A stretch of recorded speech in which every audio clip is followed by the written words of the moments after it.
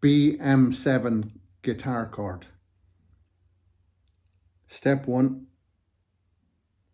claw your hand firmly, approach the guitar neck from underneath, maintaining that shape.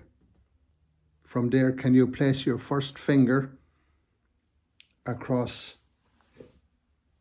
all strings on the 2nd fret, and then maintaining your claw, add your 2nd finger on the 2nd string, 3rd fret, and your 3rd finger on the 4th string, 2nd fret. You could bar all 6, but professional players actually bar across 5 and tip the 6th string to mute it, so that there's no sound there, and it sounds even better. It's silenced. Bm7 guitar chord.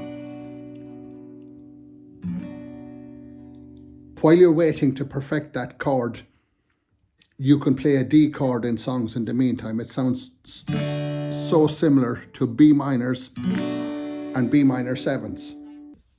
But where most people miss out, or the difficulty for them, is not actually the bar chord, it's being able to change quickly into the bar chord, which we cover, and I do cover that completely in my bar chords book and program.